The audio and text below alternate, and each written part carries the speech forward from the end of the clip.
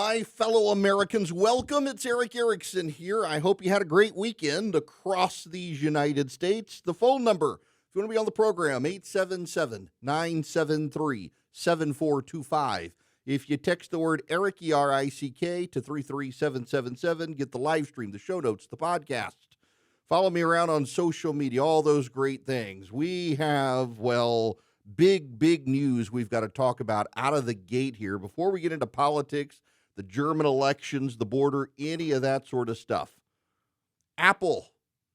Now, I'm old school. I call it Apple Computer. You know, for years, Apple had to call itself Apple Computer because of Apple Music. The Beatles record label was Apple. And so Apple Computer wasn't allowed to do much. Steve Jobs, big Beatles fan, finally settled it with Apple. And Apple Computer became Apple. And Apple is now the wealthiest company on planet Earth thanks to the iPhone, which my producer refuses to use out of spite, even though I make him use a Mac. I am an Apple guy. When I go to New York, I walk around the Cube on Fifth Avenue 7 times praying to Steve Jobs before I enter, as all real members of the cult do. I have literally on my desk right now, I have an iPad Pro, I have my iPhone, I have my Apple Watch, I have 3 Apple monitors, I have a Mac Mini, I got my Apple keyboard, I've got my Apple TV at home, I've got my MacBook Pro and several more monitors. I'm an Apple guy. It just works. It works across platforms from iOS to the Mac. It just works. But Apple spends a lot of money and a lot of time making things in communist China. And today, Apple is actually shaking things up significantly, a huge manufacturing win for Donald Trump. In fact, I find it very notable. Apple is a very progressive company. Tim Cook is an Auburn grad. I won't hold it against him now that my son thinks he wants to go to Auburn. Tim Cook is a progressive. You know, Steve Jobs was progressive, but he was never into throwing Apple's money at progressive causes. Tim Cook has. But Tim Cook is infuriating the left by playing nice with Donald Trump, even writing a large personal check to Trump's inauguration, and now announcing $500 billion and hiring 20,000 people over the next 4 years with an expansion and construction plan coast to coast inside the United States. It's a very big deal. One, it shows that corporate America is finally starting to realize they can't do everything in China. 2, it shows that the mere threat from Donald Trump of tariffs is getting some American companies to domestically rebuild. 3, it's also a big win for red states that are not heavily unionized. There's a trap there, though. We got to be careful. This is the largest ever spending commitment from Apple, according to Apple. Now, Mike Allen was on CNBC this morning talking about this. It's worth listening to. Mike Allen is from Axios. Axios, of course, is a left-wing site, but it got the scoop this morning on the Apple investment in the United States. This Apple announcement this morning, which just popped 6 a.m. Eastern, all the details are up, the lead story on Axios. This is a landmark story for a couple of reasons. One, the effort by the president to bring manufacturing back to the U.S., this is a massive commitment to that. And as we say in our story, this gives Trump the leverage to say to other companies, Apple can do this. Apple is bringing these jobs into the U.S. Apple is investing in the U.S. Why can't you? Why won't you? And the statement out this morning from Apple CEO Tim Cook, talking about being bullish on the future of America, talking about writing an extraordinary new chapter in the history of American innovation. So that's one bucket. 2, there's an incredible footprint for this. This is all across the United States, and it's part of the big story that Axios has been telling, that it's no longer just the coast. Look at where some of these big investments are. The swing states of Arizona, Michigan, Pennsylvania, North Carolina, Nevada, Red states, the massive investment that you were talking about in Texas, a big innovation lab in Michigan. So a footprint all across the country. And third, if you look at how the U.S. is going to have a sustained recovery, it's going to be about building things, making things, doing that more in the U.S. This is a big step toward that. Now, here's the thing. What's the expansion in? It's going to be research and development, silicon engineering, software development, AI and machine learning. Apple plans to greatly expand chip and server manufacturing inside the United States, plus skills development for students and workers around the country. Big investment in technology in the United States from Apple. Now, I want to reread for you, and this is from Axios. Apple plans to greatly expand chip and server manufacturing in the United States. There's an undercurrent here that no one seems to catch, but it's actually a phenomenal undercurrent. And I'm surprised that no one has reported on this.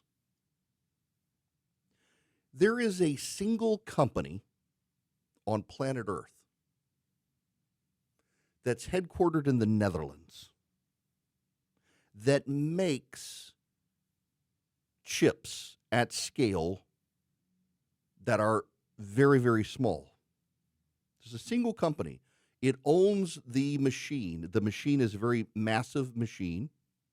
There are, I want to say, like less than a dozen of these machines on planet Earth. If you want to make nano-sized chips that do AI and integrated circuitry, you have to use that machine.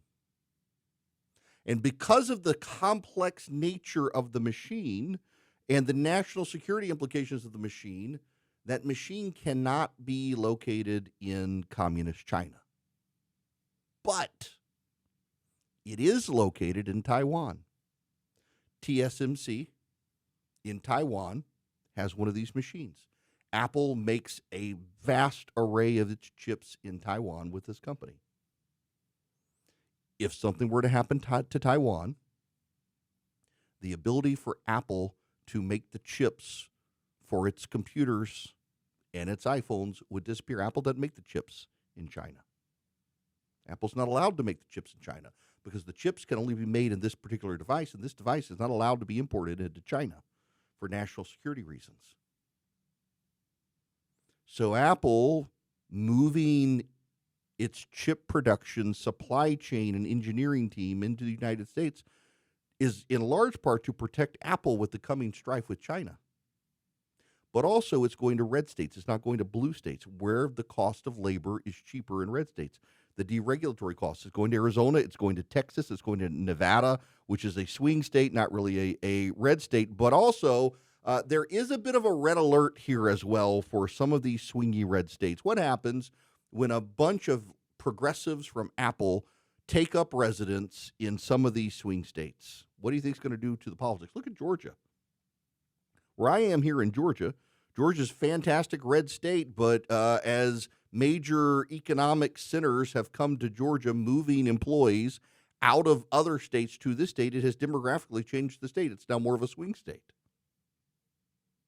So there is kind of a worm in the apple, so to speak, politically there, if you're not very careful. Notwithstanding that, it's a major investment. So in Texas, there will be new advanced AI server manufacturing factory outside of Houston. The 250,000 square foot server manufacturing facility is going to open in 2026 and will create thousands of jobs. Texas is becoming a massive research hub. The other thing here is that with AI, it's going to be power intensive.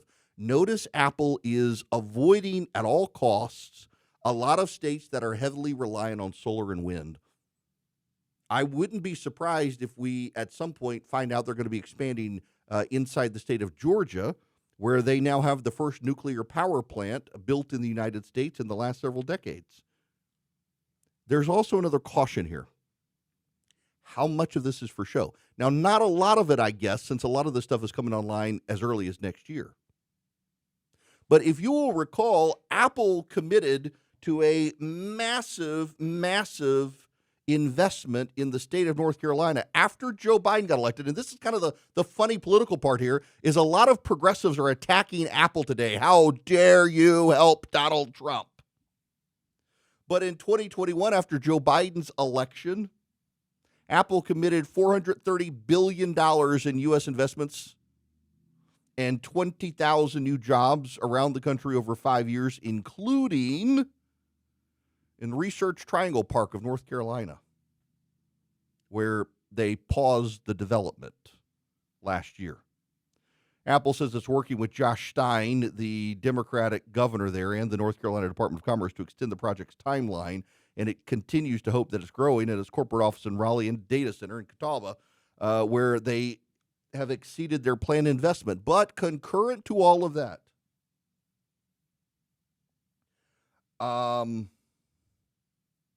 very intriguing to me that Apple had launched this sort of stuff after the Biden administration came in and slowed it all down over 4 years. So the question will be how much of this is for show to placate Donald Trump. And the left's attack today is already that this is for show, that this is Apple playing politics. At the same time, their major facility in Texas, $250,000 square foot server manufacturing facility, is going to come online next year and create thousands of jobs. So Texas is going to win big with Apple. You know, Elon Musk has already moved its facility there. Meta is thinking it may reincorporate in the state of Texas. Texas is becoming a new major hub. And part of me does wonder, I got to admit, I got to confess, the political brain of me is wondering, what is this going to do to the socio-political economics of Texas? Is it going to shift the state to the left? Is this why so many people are uprooting from California, running to Texas? They're trying to get a lock on Texas's electoral college votes for the left. I don't know that that's happening. That's the wild, paranoid pundit in me. I don't really know, but it is good economically for Texas. It's good for these other states. It's good for the United States. And really, it's good for Donald Trump as well. One of the ancillary downsides of this, though, is there is a pretty common consensus that tariffs are actually bad. Tariffs economically, they're not actually good. Donald Trump has not imposed tariffs yet. He's threatened tariffs. And the threat of the tariffs has curbed behavior from other nations and also changed the behaviors of American companies. So what Trump is learning is that the threat of tariffs is actually a good thing because the threat of tariffs is changing people's behavior. But what happens when people's behavior doesn't change and Donald Trump continues to go down the tariff road? That could wreck everything economically. You'll have a sugar high for a year or so as tariff revenue comes in, and then a sugar crash when the inflationary costs of tariffs outweigh the benefits of the tax. There are dangers here. We would be wise as a mature people to assess the dangers. But concurrently, you got to say, thus far, Donald Trump has been able to get out of the wealthiest company on planet Earth something Joe Biden couldn't. A bigger spend, a continued spend on the old commitment, and 20,000 jobs, mostly in red and swing states. Big economic win for these companies. Big economic win for these states. Big economic win for Donald Trump. This is what making America great again looks like. It is going to create about 20,000 new jobs inside the United States over the next 4 years. Meanwhile, Starbucks is laying off about 1,100 corporate employees and will not fill open roles as the company has hard times. I got to say, between the end of DEI and Starbucks laying people off, it's harder and harder for people with gender studies degrees to find jobs in this country. Now, the good news for the gender studies crowd is they're not actually going to lay off any baristas, so they can still keep their primary job. I don't like it when you hear about layoffs and stuff and don't want to root against people, but part of Starbucks' problem is, like a lot of progressive companies and a lot of progressive institutions, it just continued to grow its internal bureaucracy. And the new CEO, Brian Niccol, has decided it's got to streamline it. It's like Starbucks, a buddy of mine who used to work there explained it as kind of like a school board. You know, with school boards, we're not actually spending a lot of money on kids in classrooms so much as we're We got deputy under superintendent junior twice removed of the photocopier. And we've got the deputy junior undersecretary superintendent of the hamburger and the cafeteria food line, and just more and more administrators. And that's apparently part of Starbucks' problem, is it grew the administrators and the bureaucrats within Starbucks, and they've been weighing the company down, and it becomes this Politburo to get anything done. So the CEO changing that up. I suspect we're probably going to have more of this. In addition to all the DEI layoffs that we're starting to see in the country, one of the wild and interesting things to me is even very progressive companies, like, for example, Costco and Apple say they're not getting rid of DEI. They have uses for DEI, but they're not expanding those uses anymore. They're not pushing forward. In fact, there's been a bunch of research to suggest that the more companies invest in DEI, the lower their productivity is, and the more difficult their workforce becomes. Why? Because you got a bunch of people inside the company radicalizing employees against the company to hate the company.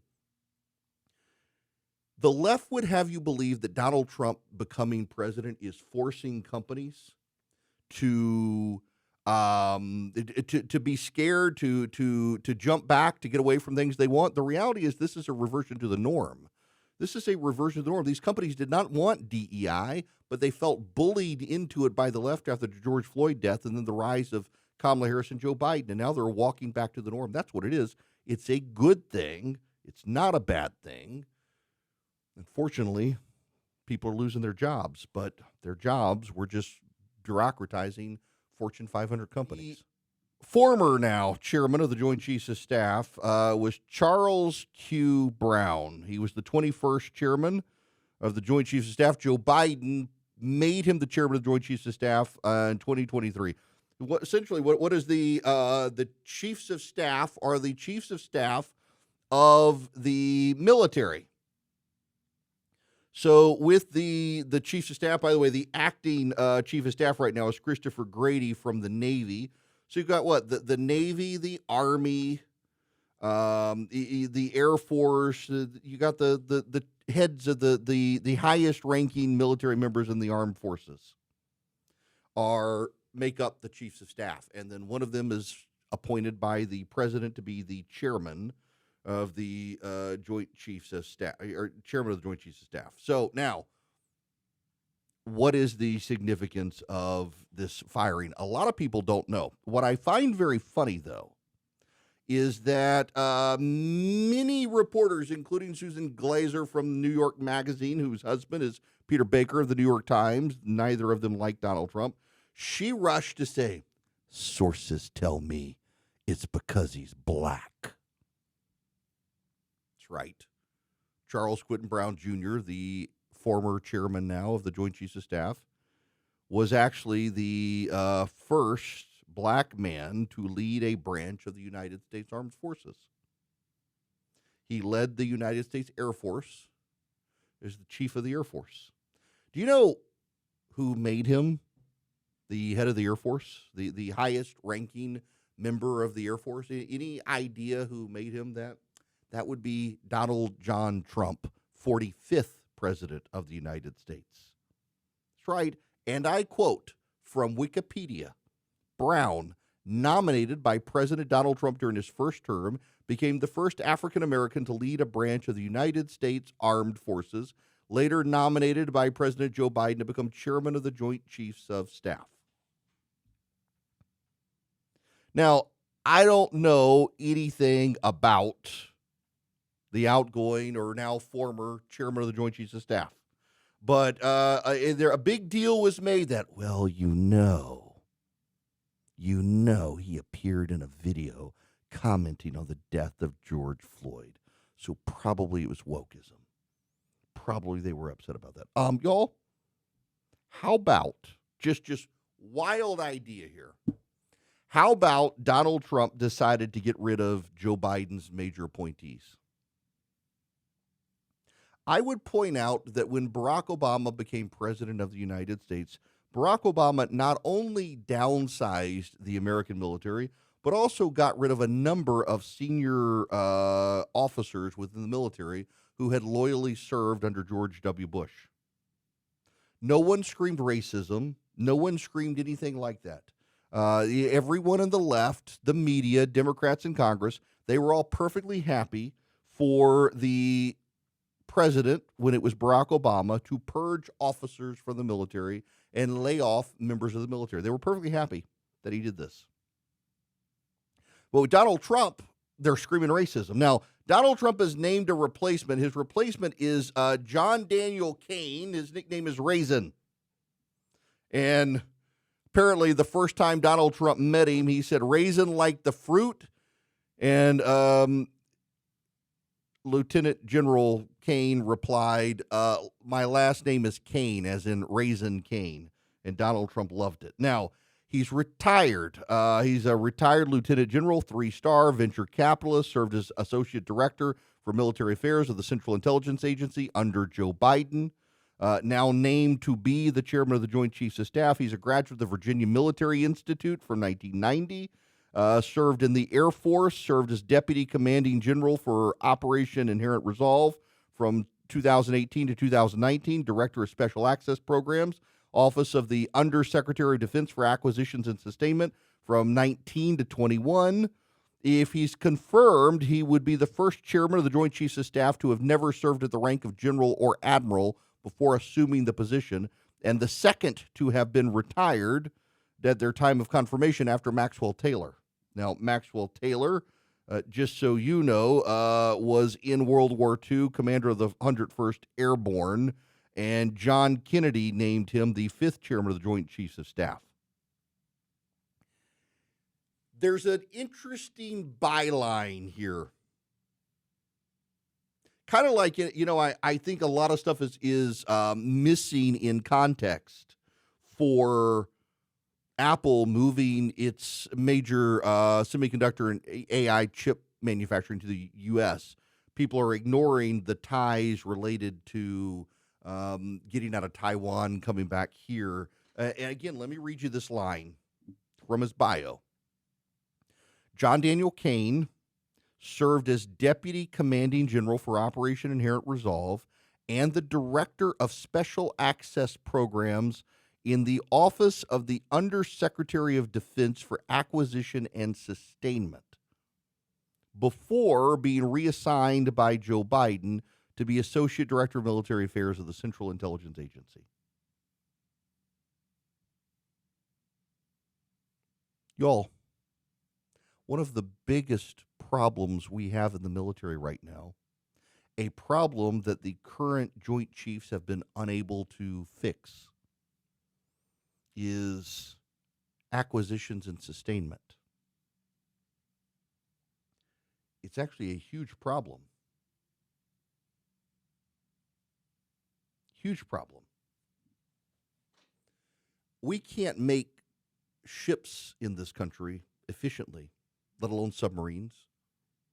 Many of the components of our technology for weaponry are actually made in China or Taiwan. You have China shut down Taiwan, it's going to put our military at a disadvantage, the ability of us to remanufacture component technology inside the United States. This guy is intimately familiar in that. Intimately familiar with the supply chain logistics problems the military has been facing. He also has an inside track for our intelligence community. So the National Press Corps is outraged by General Brown being fired by Donald Trump. The Democrats are screaming mad about General Brown being fired. They're screaming the race card about General Brown being fired. Unfortunately, Congressman Kleber, he constantly pulls the race card out. This has nothing to do with this. We're a civilian force, and the president gets to choose his closest advisors, and the chairman of the Joint Chiefs of Staff is his closest advisors. Obviously, he said very positive things about General Brown, even when he was dismissing him. But the president has a right to pick people around him that he wants to, that he trusts. And at some point, he chose to go a different direction. This had zero, absolutely zero to do with race. Keep in mind, the reason why he was on the promoted the first time was because President Trump did that in his last administration. So that it's dangerous every time the left wants to pull out the race card. It's dangerous and reckless and ridiculous. That's Markway Mullen, the senator from Oklahoma. Jim Clyburn out there screaming, it's racism, it's racism. Never mind that General Brown got appointed to the Joint Chiefs of Staff by Donald Trump. But it's racism to get rid of him. Here's Jack Reed where's Reed from? Delaware? Were superb professionals. They were committed to their oath to defend the Constitution of the United States. And apparently what Trump and Hegseth are trying to do is to politicize the Department of Defense. And it's not surprising. They put Kash Patel as the FBI director, who is a partisan, who has no, I think, respect for the traditions of neutrality of the FBI. And now they've turned to DOD, and they want everyone in DOD to be holding to the president, not to the Constitution. They want everyone there to do what they're told, regardless of the law. What was also startling over the weekend was firing all the advocate generals of the military. If you're going to break the law, the first thing you do is you get rid of the lawyers. So we're looking at a very dangerous undermining of the values of our military, and the repercussions are being felt already. People questioning whether they should stay, talented leaders wondering if they should get out. It's the beginning of a very, very serious degradation of the military and politicization of the military. Now, he's got a Delaware accent there. That's Jack Reed, who is on the Armed Forces Committee in the Senate, that he's politicizing the military. He's politicizing I'm sorry, but did Joe Biden not politicize the military? If anything, we're reining this back in. By all accounts, Dan Kane is a highly competent and well-respected former member of the military who will be coming back in. And given his background, I'm told we should expect that the procurement and supply chain logistics issues that the Biden administration and the Joint Chiefs were not able to fix will get fixed with him. And that is the thing you have to understand about this pick. Yes, it has a lot to do with clearing out people who were beholden to Biden and did not push back on DEI programs. It absolutely does. Mark Milley, among others, never push back on DEI. You had people who didn't want to join the military because they knew they were going to be lectured on their privilege. But also, it's a massively big deal that the chairman of the Joint Chiefs of Staff and the Joint Chiefs of Staff under Joe Biden couldn't grapple with the supply chain logistics and upending issues related to our slow pace of military buildup. Y'all, right now in this country, if there's one thing you take away from me today, it is this. For the first time in American history, we're spending more on our interest payments for our debt than we are our military. This has never happened before. And that is constraining us militarily in what we can do. Our GDP spending on defense has typically been around 6 to 7%. It's now about 2% and falling because of our fiscal insolvency as a nation. This is a dangerous situation to be in because it gives us very little wiggle room, while it gives China a massive amount of wiggle room. We've got to solve the procurement and logistics problems. We've got to solve the supply chain problems. We've got to solve the problems of getting a more efficient military. This is a serious national security issue. Our debt, forget the environment, forget climate change. Our debt is the biggest national security issue we have as a nation right now. We need someone, it's chairman of the Joint Chiefs, who can grapple with those issues, and Dan Raisin Kane is the perfect man for that job. It has nothing to do with race. It absolutely has to do with getting rid of people Biden put in power, but it has everything as well to deal with supply chain logistics that the military is struggling to grapple with and the Joint Chiefs have not been able to deal with. This guy has a background in it, so he's the right guy for the job. Give him a chance. I got to read for you part of this from CNN. February is one of the busiest times of year at Yosemite National Park thanks to firefall, a natural phenomenon that causes a glowing ribbon of water to look like molten lava cascading down El Capitan's Horse Trail Fall.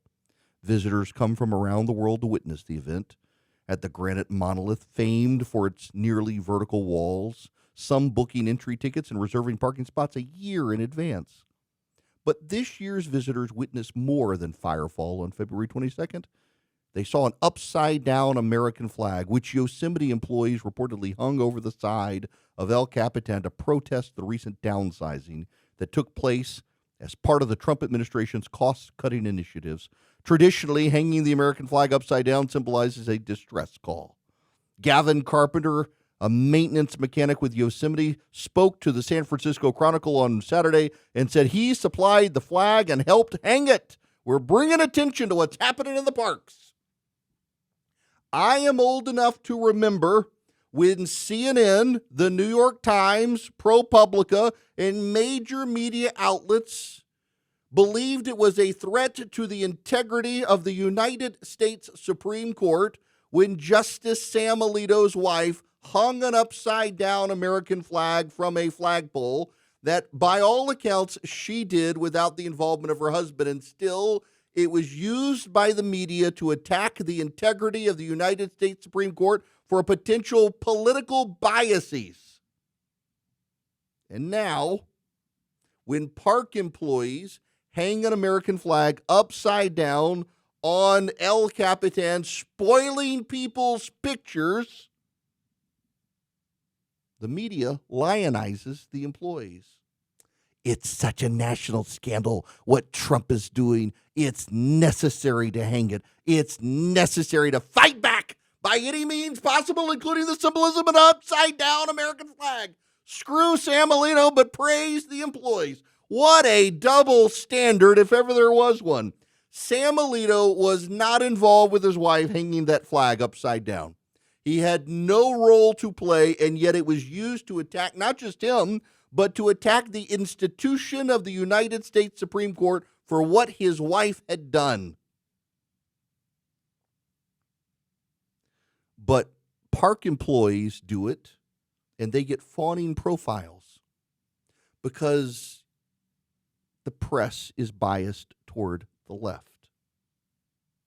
Can you imagine what the story would be if conservative employees had done this after Joe Biden got elected? Of course, you know exactly. It'd be just like, how can we trust the park employees? How can we trust what they say? How can we trust them to tell us the truth of climate change? How can we trust the park employees to be honest with us and not be racist? How can we trust them not to shove us off of El Capitan? But it's progressive employees, which tells you that Doge is onto something. The progressives are upset and protesting, and the media is making them the heroes. It's like what's happening at the town halls, which we must discuss when I come back. I don't like to be wrong. Occasionally I am wrong. And I hold myself accountable. I know if you're new to the program, you may have a hard time believing a conservative radio show host might admit he was wrong about something, but I do. I think that integrity matters, and I think that occasionally I got to revise and revisit things that I got wrong. And I've talked about this one before after the election. My wrongness was an informed opinion based on talking to people close to the Trump campaign and to Republican strategists, and also seeing the polling at the time. I'm talking about the Tony Hinchcliffe situation. If you will recall, at the beginning of the last week of the campaign, Donald Trump started the week with a rally at Madison Square Garden, and the media went overboard doing comparisons to a pro-Nazi rally in the 1930s.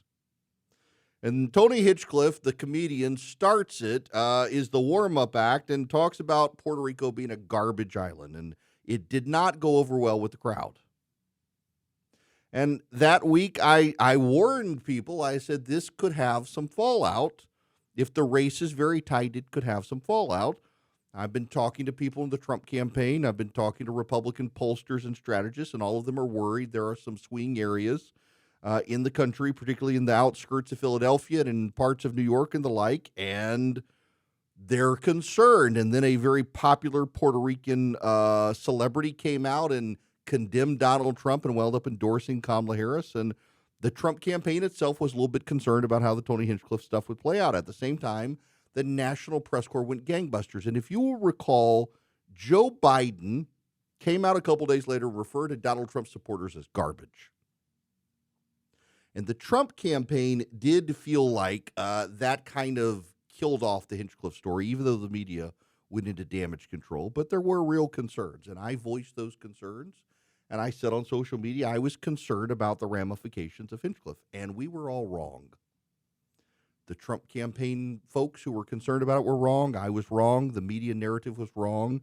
The Democrats were wrong. It turned out that though Donald Trump lost Puerto Rico, not that it matters for the Electoral College, Donald Trump actually won those Puerto Rican districts in this country where everybody was concerned about.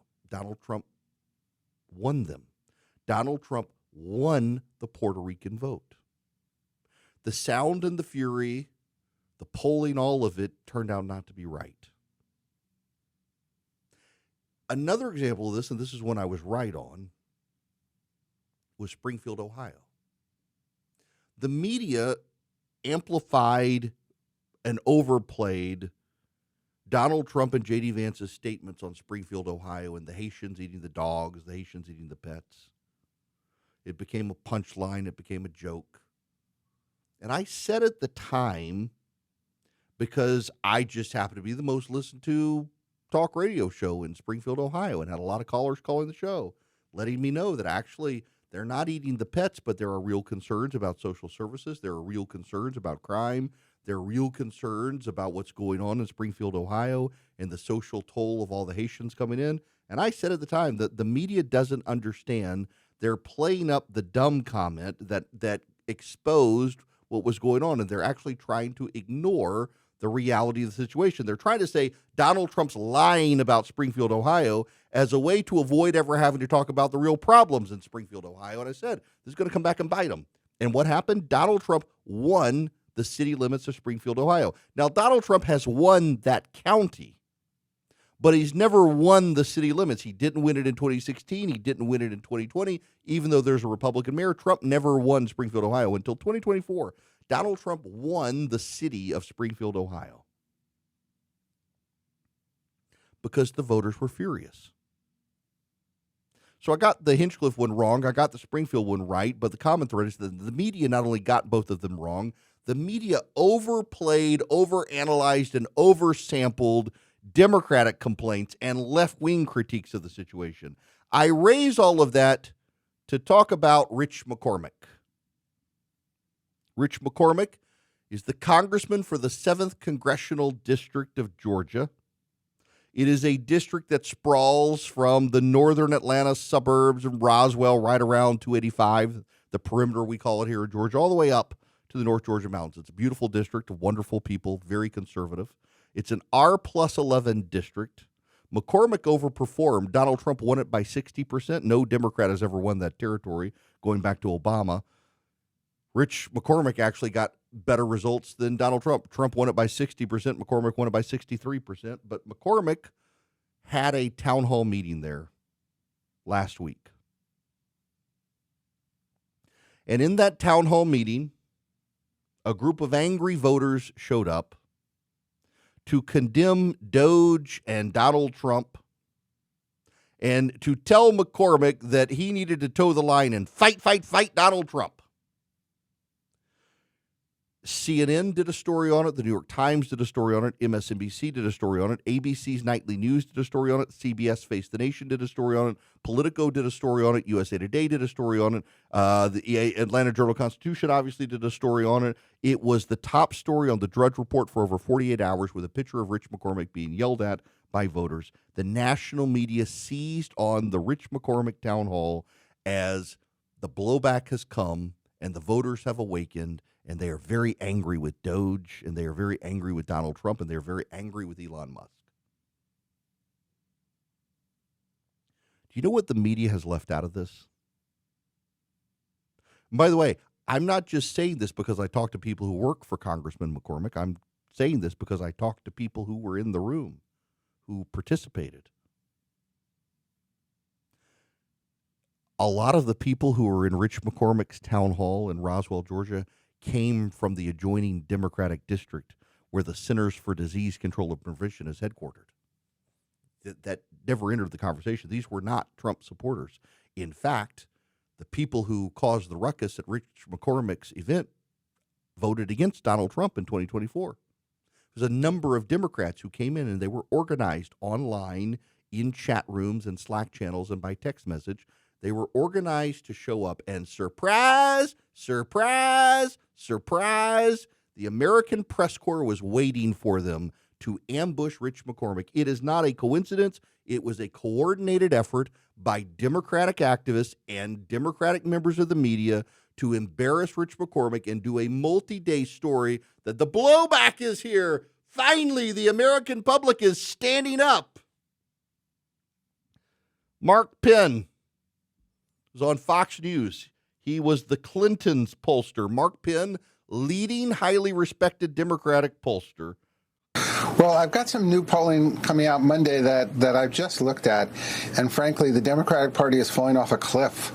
The ratings, which were in the high 40s, are going to be like 35%. And I think the basic question, who's doing better job as president, Biden or Trump? Trump is winning that with 57%. I think you're seeing a retrospective assessment of Biden and the direction the Democratic Party was going. It really a lot more negative than it was on Election Day. And they're looking at the contrast on immigration, on economic policy, on some of the social policies. And boy, they're reevaluating. In the Democratic Party, I have never seen anything like this. This is a record low for the Democratic Party in terms of favorability. It has fallen really, really way down. And I don't think there's any leadership right now that's going to be able to bring that back. That's Mark Penn, the Clintons pollster, a prominent Democratic pollster. You know, on PBS, on NewsHour, they claimed that the blowback was coming from conservatives at Rich McCormick's event. It's not true. My buddy Matt just texted me.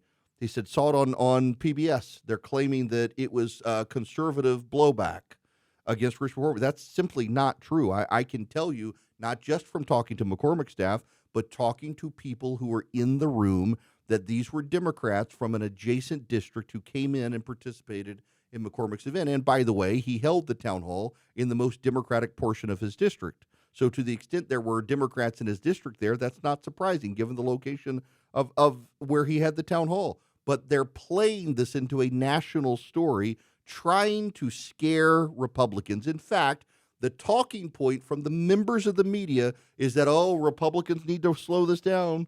Republicans need to walk it back. They're trying their best to scare everybody. This is Congressman Buddy Carter from South Georgia. He was on Newsmax talking about these town halls and pushback. Mm-hmm. Yeah, Congressman, we know you had some protesters outside your office in Georgia last week over your support of Elon Musk and Doge. And so far, $52 billion have been saved. Taxpayer dollars have been saved by Doge. I mean, why are Democrats having such a hard time defending the indefensible, which is wasteful spending and just out of control government? Baffles me. It really does. I mean, this is taxpayers' money. It's Democrats, it's Republicans' money. It's all of our money. And you know, I applaud Elon Musk and what they're doing. They're using 21st century technology to check on a bloated bureaucracy, which is what we need to be doing. And when you identify waste, fraud, and abuse, that helps everyone, whether you're Republican or Democrat, whether you're rich, whether you're middle income, it doesn't matter. It helps all of us to have a more efficient government. That's why I applaud what Elon Musk is doing, and I applaud what the Trump administration is doing. Let's just talk about this in real world terms. How many people, and I'm not talking to you guys, listen to a conservative show, but how many of your friends who aren't involved in politics hate Washington, D.C., the government? How many hate the bureaucrats? I guarantee you it's a significant number of them. I guarantee you it's a significant number of them. And Doge is making these cuts in Washington, D.C. I have a sneaking suspicion that this is a very coordinated effort by Democrats and the media to try to scare Republican members of Congress. I wrote about this morning. If you text data to 33777, you can subscribe not just to the show notes, but get my morning piece. Let me just reiterate the point that I made.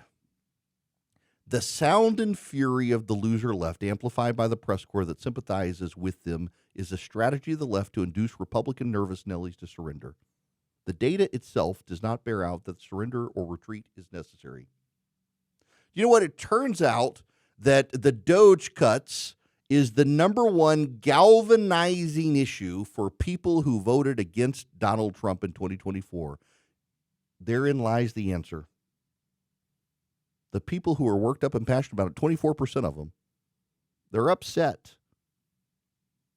But they were in the minority in the election. They're in the minority now. They just happen to be the loudest voices. And yet again, the National Press Corps has rigged the deck so they can amplify the loudest voices who happen to be a minority to scare Republican nervous Nellies in Congress to try to walk it all back.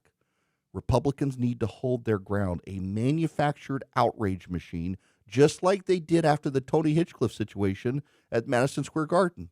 They screamed about the Nazis and Tony Hinchcliffe. It was all wrong. Donald Trump won the Puerto Rican vote. He's winning people right now. He's got a solid approval rating for the first time ever. Donald Trump is outperforming any polling he ever had in his first go-round as president of the United States.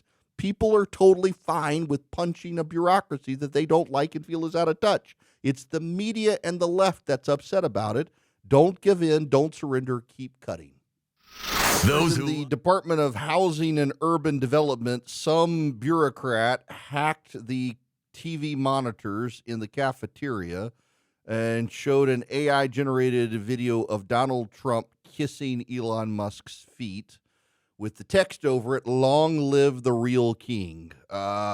These bureaucrats are proving Donald Trump's point that they are aggressive partisan progressives who need to be purged from government. They will be found. They will be fired. But they're kind of proving the point. They put an upside-down flag up at Yosemite's El Capitan. They hack into the video system of the Department of Housing and Urban Development to protest. These are progressive partisans within the government bureaucracy, and they need to be purged. They need to be found, and they need to be driven from their jobs. They're there to stand up to and drag their feet on doing the will of the lawfully elected president of the United States. They are the threat to democracy. Federal bureaucrats who think that their jobs are invaluable and they are indispensable, who believe they do not have to honor the will of the American public electing a president to go in a new direction, they are a threat to democracy. The fact that they're willing to do these sorts of protest things exposes them as the partisan progressives they actually are, and they should be rooted out, and they should be fired. The fact that they have enough time on their hands to get into the video system to come up with this video and broadcast it is just another example that we got too many people who think they're indispensable and turn out to be very, very dispensable. Let the purges continue in Washington, D.C. And by the way, a lot of the public totally fine with firing the bureaucrats. This is just going to reinforce that they should be fired. We'll get to the German elections. But first, this is from the Los Angeles Times. Inside the Mojave Desert train heists targeting Nike sneakers. We are back to great train robberies in the American Southwest. So the Los Angeles Times has the story that thieves are boarding freight trains that are loading up on the slave labor goods of China at the Los Angeles port. They're hiding out until they reach the Mojave Desert, and then they're cutting air brake hoses, causing the trains to come to an emergency stop, and then they pilfer the trains. And people pull up in four-wheel drive vehicles and load up all the merchandise. This is, I just got to read you something. This is wild stuff. The thieves stealthily board eastbound freight trains, hiding out until they reach lonely stretches of the Mojave Desert or high plains, far from towns. They slash an air brake hose, causing the mile-long line of rail cars to screech to an emergency stop. Then they go shopping. That's the modus operandi described by investigators in a string of at least 10 heists targeting BNSF trains in California and Arizona since last March. All but one resulted in the theft of Nike sneakers, their combined value approaching $2 million. New sneaker releases have touched off at least some of the recent incidents in Perrin, Arizona. Thieves allegedly cut an air brake hose on a BNSF freight train on January 13th and unloaded 1,985 pairs of unreleased Nikes worth more than $440,000, according to a criminal complaint. Many were Nigel Sylvester X Air Jordan 4S's, which won't be available to the public until March 14th and are expected to retail at $225 a pair. Side note, really, people, you're spending that much on shoes, on Air Jordans? I was never a shoe person. I don't understand it, but nonetheless. Theft crews typically scout high-value merchandise on rail lines that parallel Interstate 40 by boarding slow-moving trains, like when they're changing tracks and opening containers. The thieves sometimes are tipped off to valuable shipments by Confederates working at warehouses or trucking companies. Oftentimes, they simply look for containers with high-security locks, and they cut them with reciprocating saws or bolt cutters. Once the desired loot is found, the thieves alert follow vehicles which track the train. The stolen goods are tossed off the train after it comes to a halt, either for a scheduled stop or because an air hose has been cut or control wires inside signal boxes have been sabotaged. The cargo is then loaded into box trucks or hidden in nearby brush until they arrive, provided the surveillance crews that are following the train don't detect law enforcement. There were at least 65,000 railroad cargo thefts last year, a 40% increase. 65,000! Good Lord! They were characterized or classified as burglaries because they don't involve confronting victims, as with robberies. They're believed to have cost $100 million to the railroad companies. The railroad companies aren't advertising it because they don't want to incentivize it. This is just insane stuff. And by the way, do you know who's doing it? Curious line here. They don't come out and say it, but you can get exactly who they're talking about.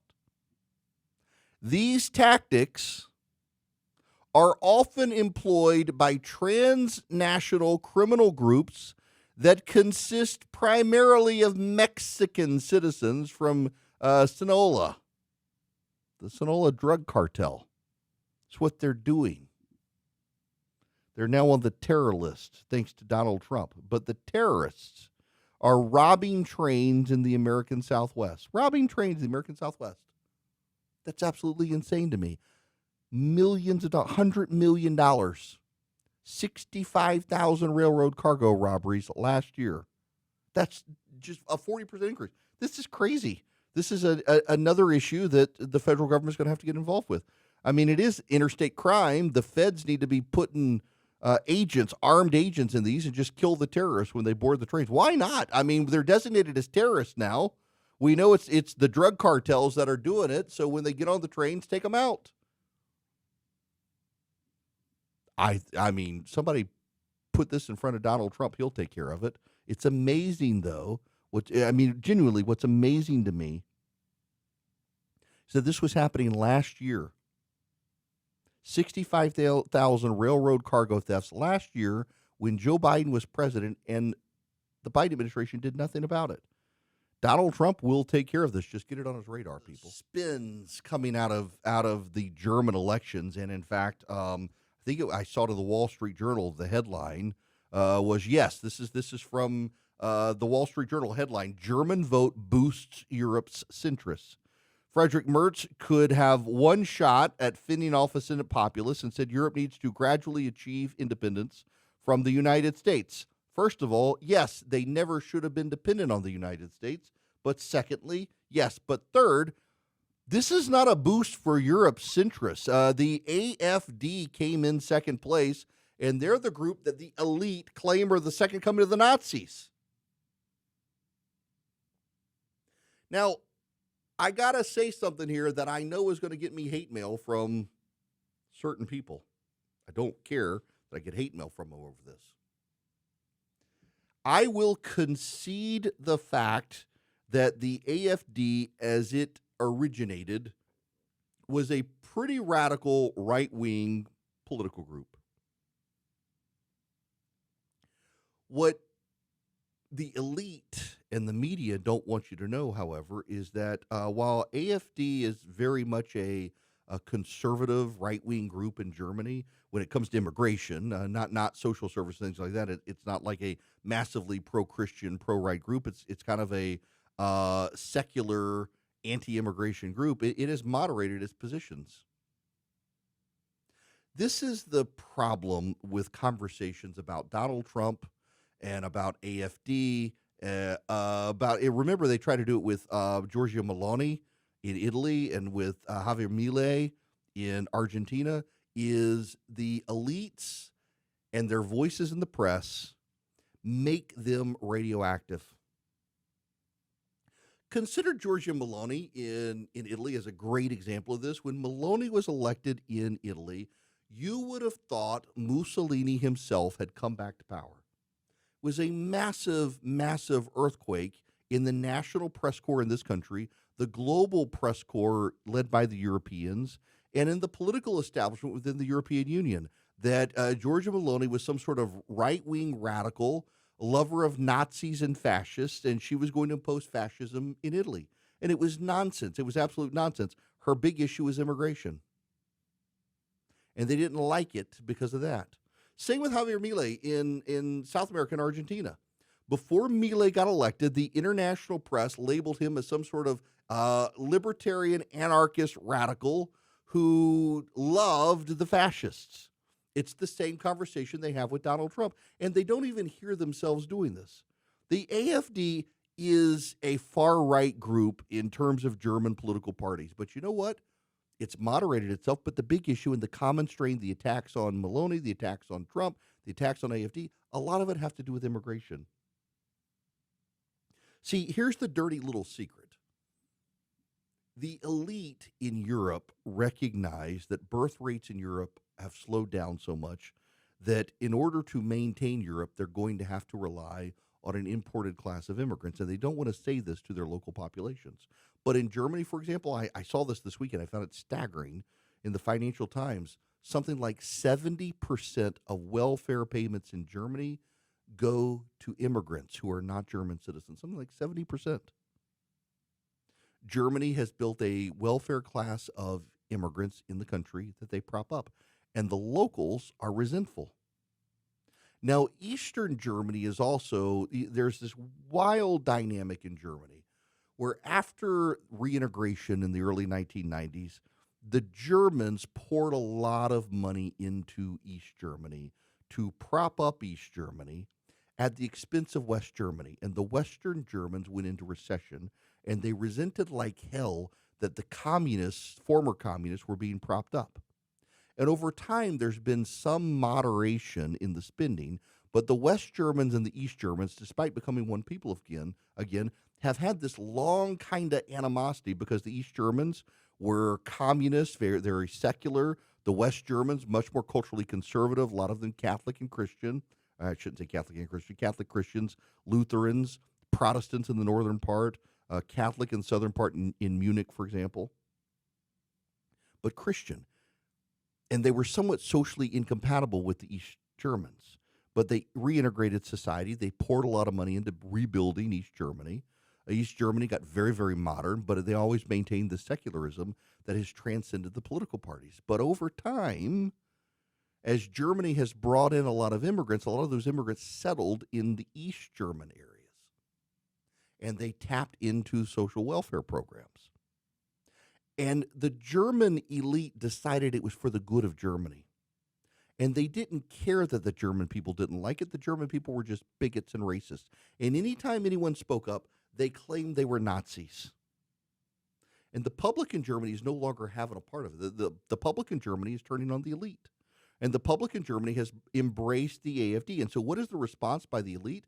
It's to scream Nazi even louder.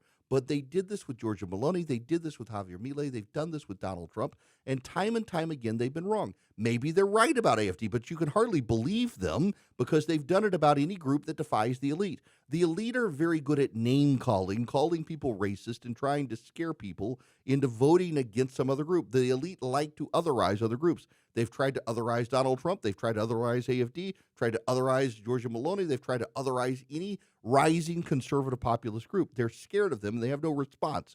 Their response is to shame them. And it's not working now. It's not working.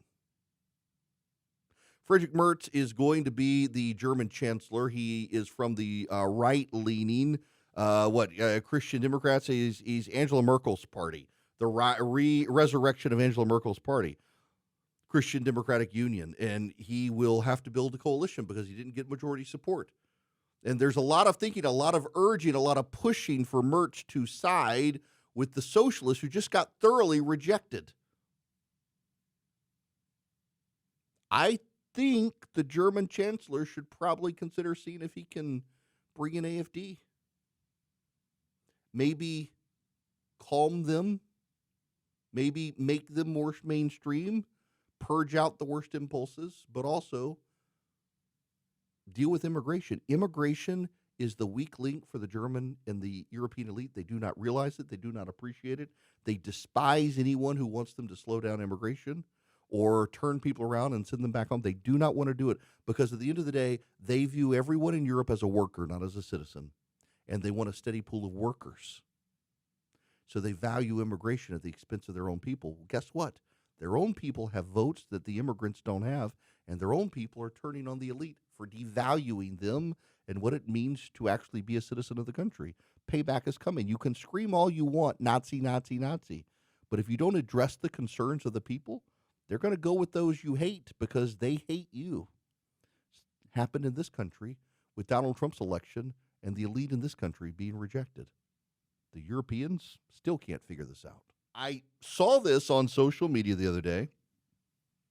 I read the decision, and I find it very notable. You're not hearing about this from major media outlets. A federal judge who had temporarily paused the shakeup of USAID has let it go forward. And you know what he determined? That the wild claims about what was happening were, upon inspection of the evidence, overwrought and overdone. It wasn't as big a deal as claimed. So the federal judge is letting USAID shakeup go forward. Now, some of the pauses by judges are going to be continued. The Supreme Court is essentially going to allow Donald Trump to go forward with firing of the inspectors general after a delay. The rule says that the president can fire inspectors general after notifying Congress, 30 days after notifying Congress.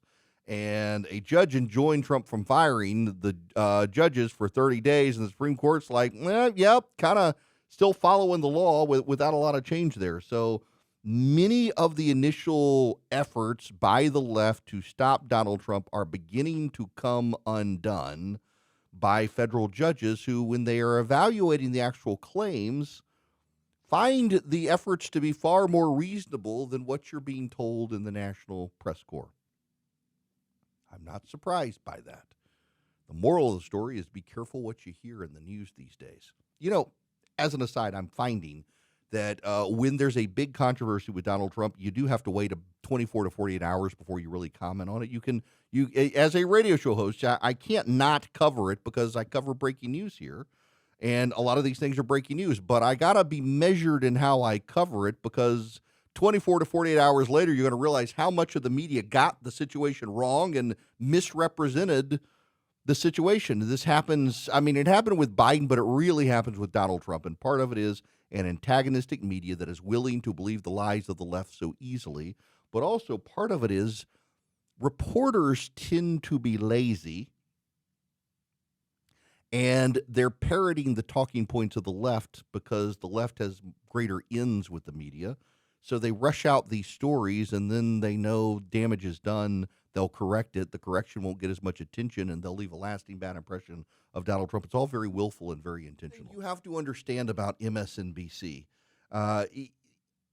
There's something in radio called the demo. The demo. The demo is the demographic of people watching or listening that advertisers care about. And the demo is 25 to 54-year-olds. Advertisers really care about the 25 to 34-year-olds. And they care about the 25 to 34-year-olds, and their thinking is this. If between 25 and 34, you start making money, you get a real job, you're out of college, you're off the parents, you start making money, you start finding brands. And as you lock into those brands, you become loyal to brands. And then the 35 to 54 demographic, that's where the rubber hits the road. Those are prime dollars spent. But the advertisers like 25 to 34, because 25 to 34, you're locking into brands. 35 to 54, you've committed to the brand and you're spending now. So 25 to 54 overall is called the demo. That's what advertisers care about. And your demo, the number of people who watch or listen based on that demo, sets your advertising rate. So, for example, I have a fantastic number in the demo. Wherever meters are, I do great. And on my flagship station for like 8 consecutive months, number one, across formats, music or talk. And I generate a lot of money because the ratings are good. MSNBC might get 1 million people watching, but in the 25 to 54-year-old demo, it might be 78,000 people. Advertisers don't like that. Why? Because who's watching MSNBC? You got 1 million people watching, and your demo, let's just say it's 100,000 people, 25-54. You know what that means? It means 900,000 people watching that show on MSNBC, Rachel Maddow, are in a nursing home somewhere about to die, and advertisers don't particularly care for them. They don't – listen, I love you. If you're over the age of 54 and you're listening to my program, I love you. I adore you. I wish you long life and good health and keep listening. But it's the advertisers who don't care about you anymore. You're headed into retirement. You're cutting back on your spending. They just don't care about you. Rachel Maddow, MSNBC, their whole audience is super, super, super ancient. I saw a demo last week for one MSNBC show, and it might have been Joy Reid. And it was in like the middle of the week, and Joy Reid was maybe getting 50,000 people nationwide in the demo, and she wasn't getting more than a few 100,000 people overall. Nobody listens to Joy Reid because if you listen to Joy Reid, you become stupid. And her show is going away this week. Rebecca Kaplan, I think it is. I knew her when she was at CNN. She's actually a very good people person. She handles talent very well. She's now in charge of MSNBC, and she's culling the herd, getting rid of Joy Reid. She's rearranging stuff. She wants to elevate Jen Psaki. Now, this is MSNBC, though, so you can't promote a bunch of white people at MSNBC, or there will be hell to pay whether they're good or not. So she's also doing she's replacing Joy Reid with some talking heads. It's going to be non-white people, Michael Steele, Simone Sanders, and some others that aren't particularly that good, but they're better and actually not crazy, unlike Joy Reid, who actually is an insane person. She is a deeply racist, malevolent, malcontented soul who everything is interpreted through a racial lens, and you come away from her show profoundly more stupid than you started. She's going away. But also, as I mentioned in the last segment, Lester Holt is leaving NBC News. Now, NBC is going through an upheaval, so I don't know what they're going to do here. So you've got CNBC, you got MSNBC, you've got NBC. NBC and they're all owned by Comcast. Comcast wants to hold on to NBC News and the NBC News division, but sell MSNBC, but no one wants MSNBC. Literally, there's no market out there for MSNBC. So they're having to add on CNBC, which people actually do care about, and the Golf Channel. More people care about the Golf Channel than care about MSNBC. So to get some sucker out there to buy MSNBC, they're going to have to give them CNBC, the Golf Channel, and a bunch of other stuff as well. See, here's the dirty little secret. Cable companies don't actually want MSNBC because they don't have a lot of eyeballs. I mean, on any given night, Fox News has more people in the demo, upwards of 1 million people. to MSNBC having 50,000.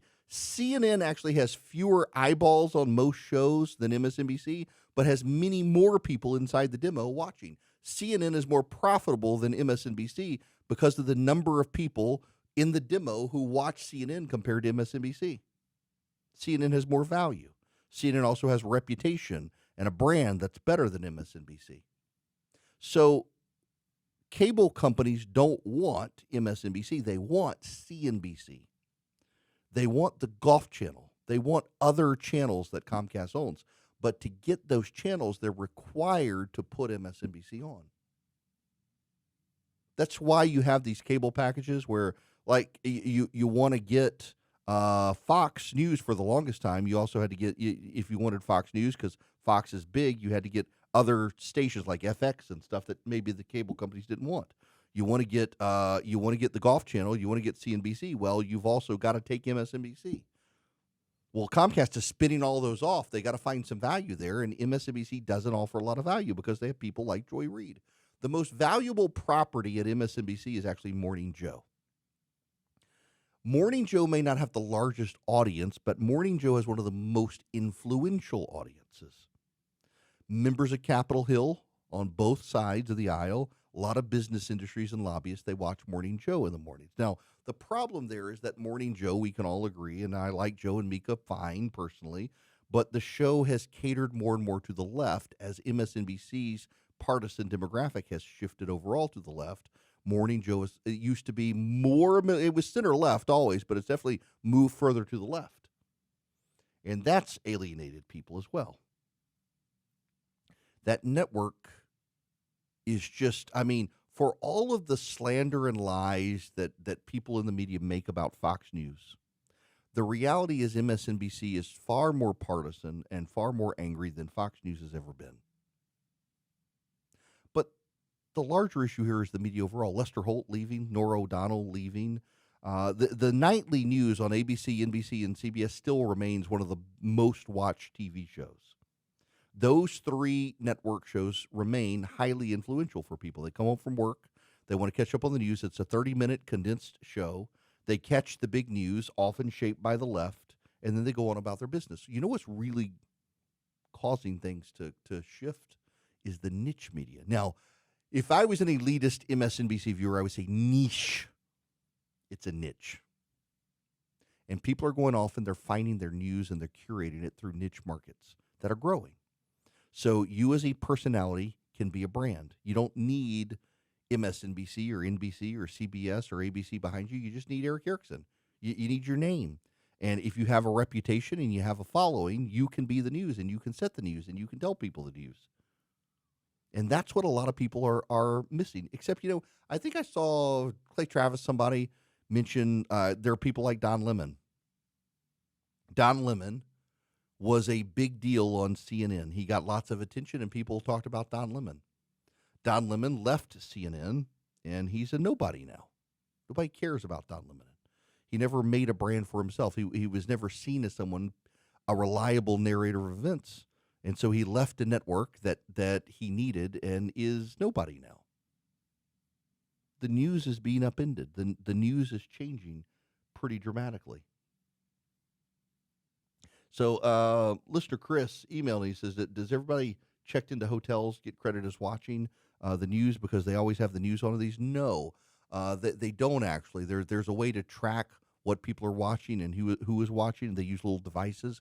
And so, yeah, leaving it on all the time in the hotel lobby and stuff doesn't really count for tracking news. A lot of people say that about CNN, that, CNN has so many more so many eyeballs because it's on every TV in the airport and it's on lobbies. That's not actually true. It's what people tell themselves.